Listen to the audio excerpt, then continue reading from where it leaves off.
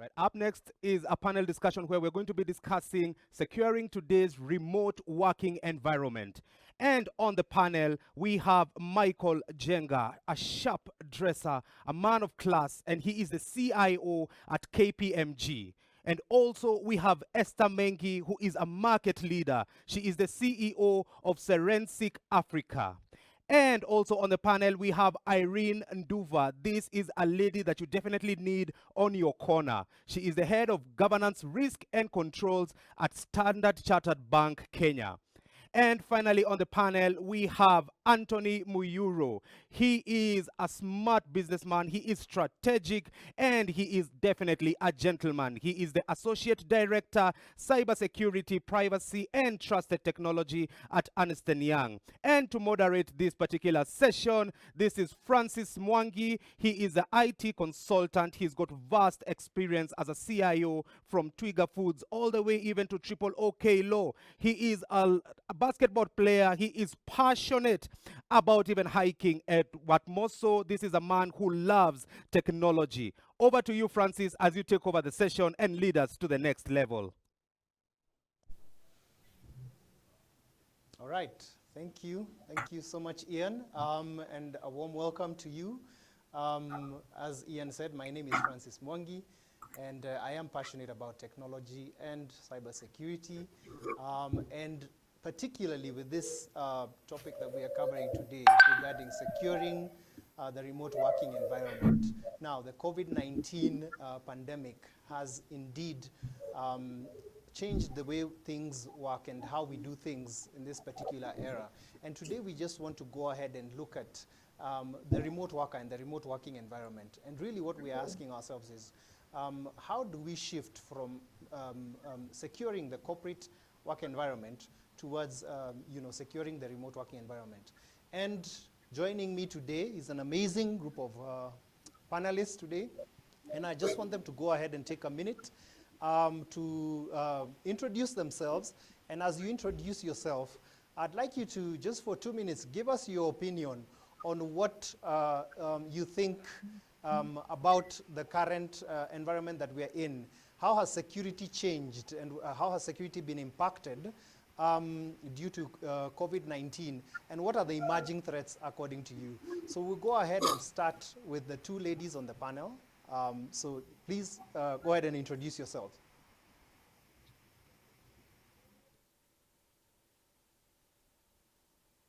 All right, so my name is Irene Nduva. I manage risk in Standard Chartered. I think for me, what I see as the biggest change with the current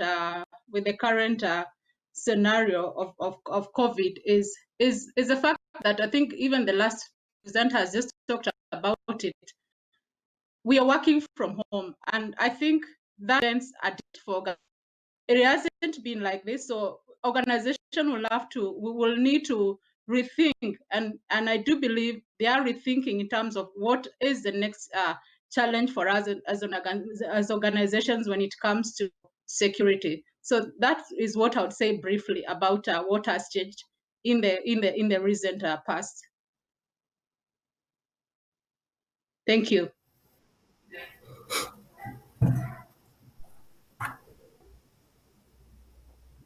Esther, if you can hear me, are you there?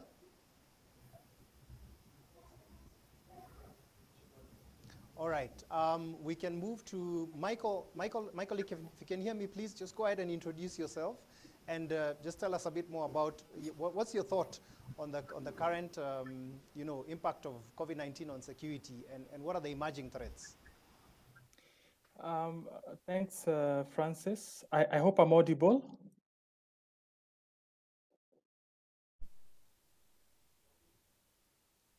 Am I audible? You can hear me? Yes, Michael, I can hear you. Thank you for that confirmation. Yeah, certainly, and I'll probably be talking a little bit more about it in this conversation. But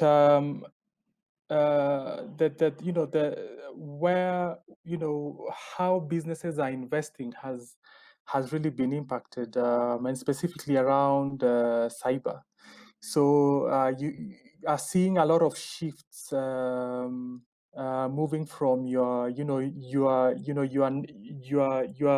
would be nice to have cyber exercises and having a lot of that investment move into moving into securing strengthening the core, but also beginning to cover the new threat surface. Obviously, the perimeter has shifted a lot. With everyone working away from the office. So certainly a need to shift, and of course, also a need for products to evolve, and for service providers to think beyond, to think beyond the traditional enterprise, because our people are everywhere now. So that's just my 2 cents for now, but I'm sure we'll be getting into a lot more detail as we move along. All right, thanks, Michael. We now move to Vipul. Vipul, if you can hear me. Yes, Francis, is my voice audible? Yes, I can hear you. Go ahead. Okay, so first of all, good morning to all the panelists, and thank you. So, what is my thought about the security, especially in situation from home? It's when we work in a corporate office, or when you work in a corporate premises, it is more safer in terms of you have a firewall, you have a lot of filter option whenever your data is reaching to your network. But working from home, the home security, especially the home Wi-Fi, because there is a biggest connectivity between your laptop and to the other part of the world. It is the internet. So it is very important for all the corporate world and all corporate areas that they should provide also the proper security devices along with the laptop, because what we are using currently is maybe our internal service provider, who are maybe the Airtel or Zuku, or I'm talking from Kenya point of view, but how secure they are for your connectivity. So actually, that is my view, that each and every corporate offices should also take care of, apart from laptop device, to make sure that they provide enough firewall to secure the data. All right. Thank you so much, Vipul. And last but not least is a good friend of mine, Anthony Moyoro. Anthony, how are you doing? I'm very well, Francis, and how are you? I'm well, I'm Thank well. you very much. Excellent. Thank you very much also for this opportunity just to. His name is Anthony Muyoro, Associate for Security, Privacy and Technology, and I look after the cybersecurity practice across East Africa. And I agree with my fellow panelists that, of course, this year it has been a very interesting shift in terms of how many organizations, and I do believe many practitioners, especially in the security space, are actually rolling out their strategies, because the shift is that now you have this remote workforce, and this is a different scenario from when they are, working from your premise. And of course, you have some of these tools and enabling technologies that can actually, drive some of this, protective functions. But now with this shift from working from home, the twist here is now you need to now look at other layers of security, because we always talk of the defense in depth, and where endpoint is now concerned is actually where we're laying the most emphasis. But an interesting one as well is the human factor. And this is something that I've seen over time, and we're going to mention more about this, because this is where, and it has always been the case, where the weakest link has always been. So again, very many learning points for organizations in terms of what they need to do from an awareness perspective, but even from a device and security point of view, in terms of how you manage the endpoints. I think that's also a very, very big point just to lay emphasis on as well. All right, thank you, Anthony. And I think I'm going to stick with you, Anthony, even as we move on with the discussion. If you look at what's currently happening, maintaining or being able to manage or to consistently have a cybersecurity culture within the corporate environment or within the office is an easy thing to do when you have everyone within the office. But when you have people scattered all over, working from their homes and working from different locations, it becomes a bit difficult. to maintain that kind of a culture. Also, training becomes a bit of a challenge. So I'd like to hear from you. What are some of the challenges that you foresee moving forward as we continue with this new normal? What are some of the challenges you foresee in securing not just the remote worker, but the remote working environment in the coming days? Excellent. I think this is a very good question, Francis. And number one, I would actually like to point out that, of course, the human link is always the weakest one. And when you talk about things like social engineering, and when scammers are trying to trick your users just to achieve a certain purpose, that is a place that it's normally very complex, because again, you might have all these technologies in place. You can have the best email security, but if your people are not well sensitized and they are not well trained to be able to detect some of these things, then that becomes a challenge. It can actually, easily compromise the organizations. And as a security consultant, and that's something that we normally do, just trying to, social engineer people. And one of the things that we realized is that, especially at the heart of the pandemic, remember in the months of February, March, and the second week of April, there was a lot of fear. I mean, it was at its highest. There was a lot of anxiety around the COVID-19 pandemic and all these coronaviruses, advisories that were coming out from different organizations. So what we saw was that, interestingly enough, in that period, there were around 16,000 new domains that were COVID-19 related, and only a fraction of them were genuine. So some of them were actually, scammers and people who were just trying to be smart. And we need to also look at the anatomy of some of these bad actors. They're very opportunistic by nature. So when there's such an occasion where they can capitalize on that mass paranoia, they're really going to take advantage of it. So what we saw was that, and you see, when people are emotional, they're not rational.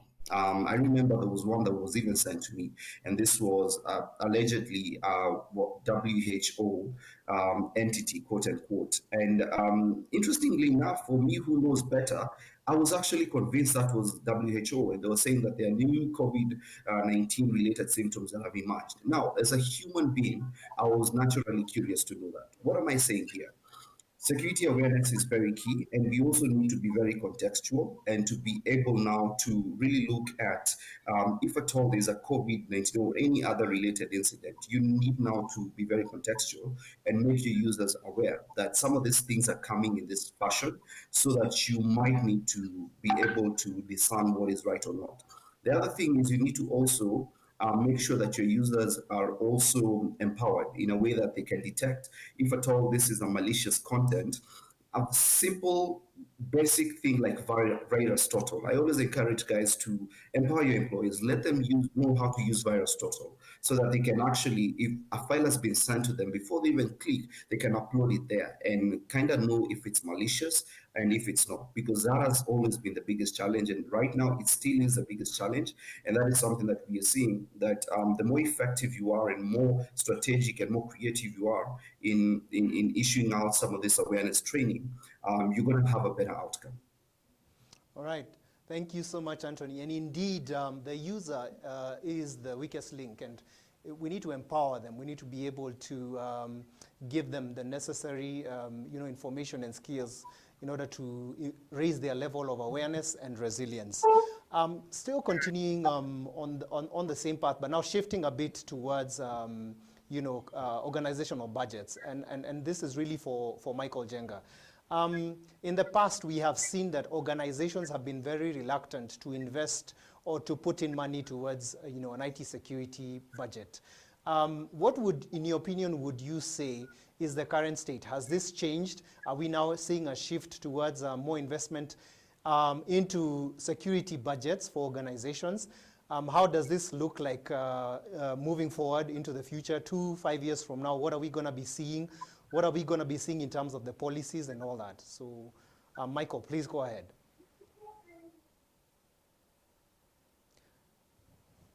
Michael, I think you're still on mute.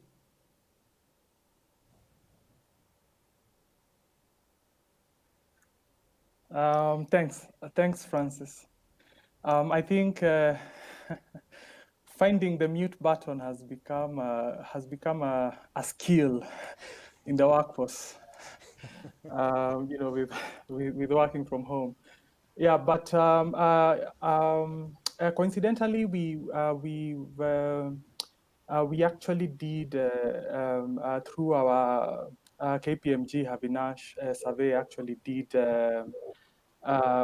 do a survey during this period, and I know quite a number of the CIOs on this call were participants, and we'll be doing that launch very soon. And so I'm going to borrow on some of the insights that came through, and luckily this year we actually had East Africa specific insights. So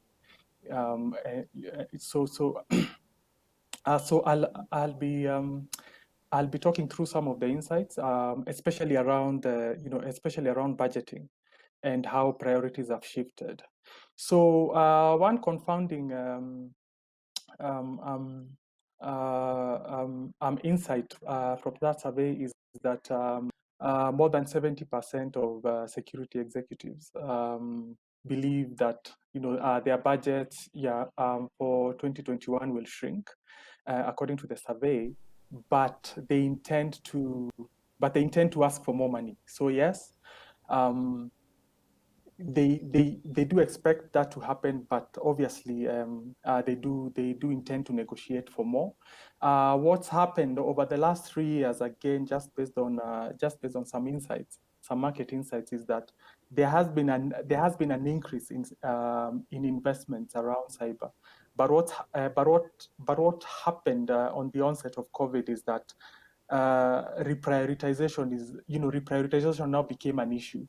And if we look at some of the cases, in terms of a decision scopes being made around, we saw companies that decided to invest in, say, a multi-factor authentication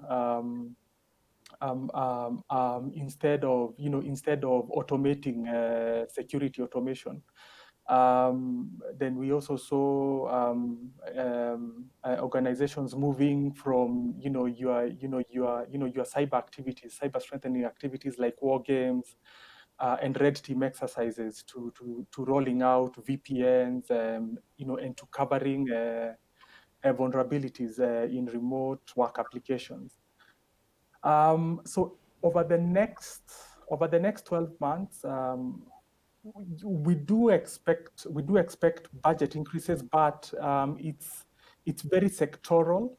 It depends. It depends on the industry, and I can give the audience just a glimpse on how, again, we expect that to move, say, over the next 12 to about 24 months. So if we look at it from an industry perspective, in fact, it's only healthcare where we're expecting a huge increase in spend. Banking and financial services, a small increase in spend. Technology, media and telecommunications, small increase. Public and social sectors, small increase. Insurance, small increase. Professional services, we're expecting not much of a change. Then interestingly, around consumer and retail, we're actually expecting a decrease in spend. Advanced industries, aeronautics and the like, are expecting, again, a decrease in spend. Energy and materials, a decrease in spend. Transport, travel, and leisure, a decrease in spend.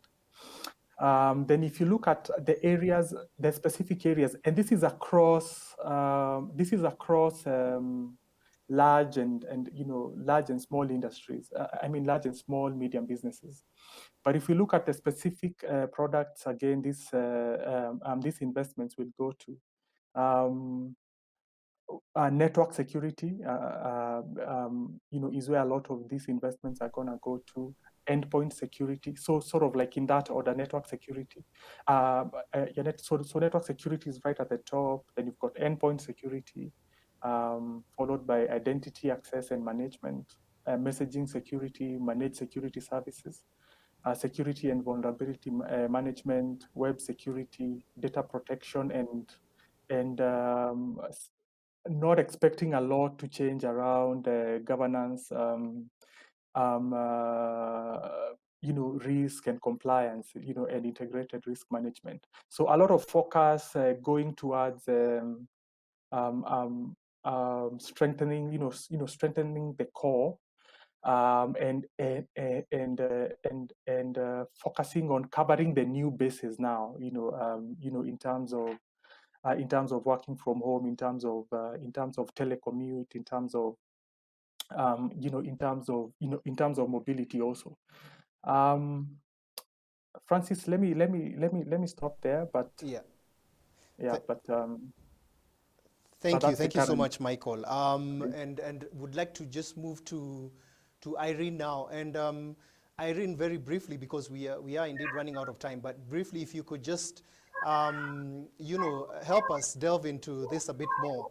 When you consider that most organizations are engaging third-party service providers, and these third-party service providers are also having their employees working from home, what would be your opinion in terms of how we can continue to engage with them in a safe environment as we also secure our data and our organization's corporate networks? Irene?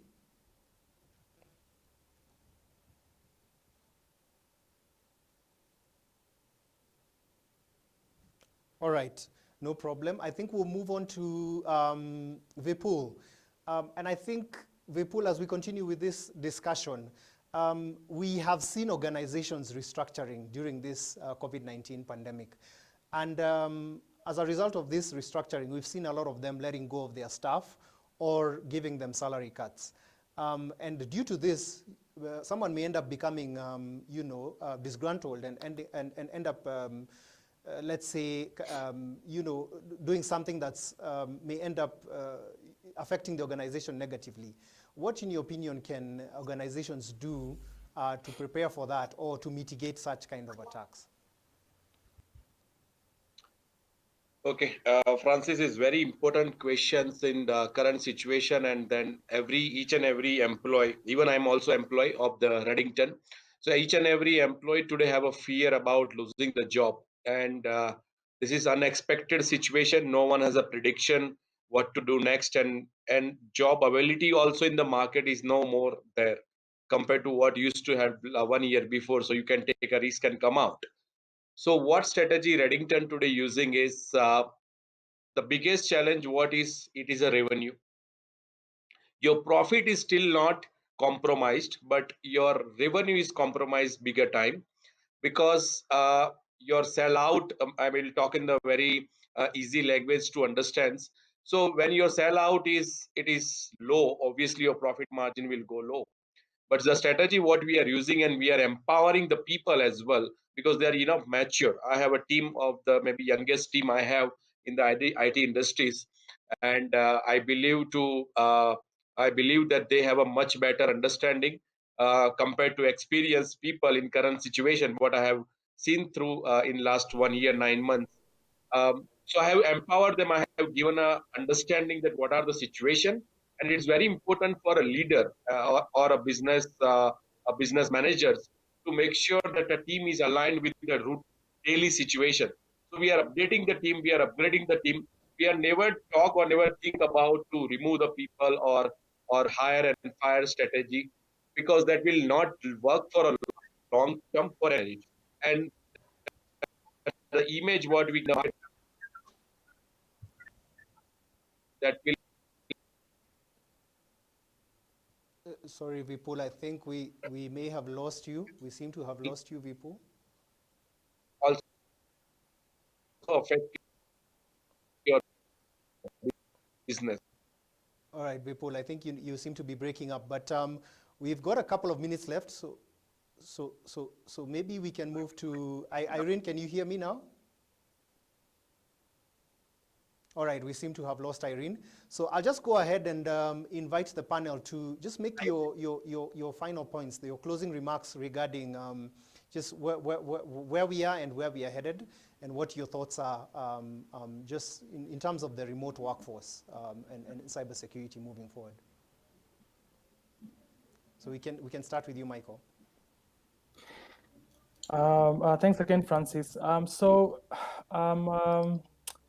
terms of my final remarks, I think that the adage "identity is the new perimeter" has never been more relevant than it is now. So, with the advent of BYOD, cloud, SaaS, and IoT, all these things are making it obviously very difficult to control information assets. So, if you're thinking computers, application, network traffic, in an enterprise. Suddenly,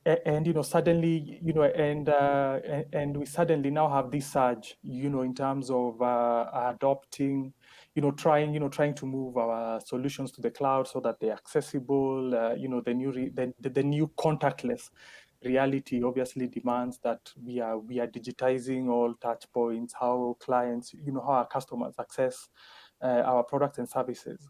So my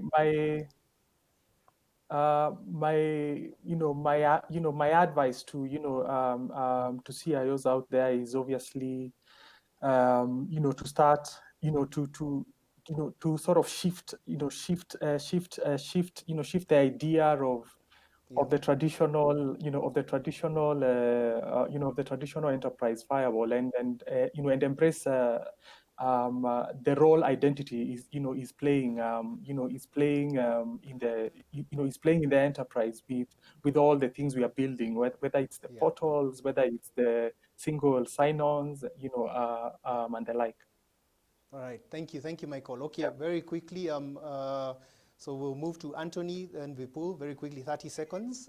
Just your final remarks. All right. Thank you, Francis. I think with this shift, and just to add to what the panelists have eloquently and very perfectly put forward, is that we need to rethink our security approach and how we approach security. And of course, we're moving from the traditional setup where it is very heavy on the, the on-prem environment to now looking at security with the user at the center.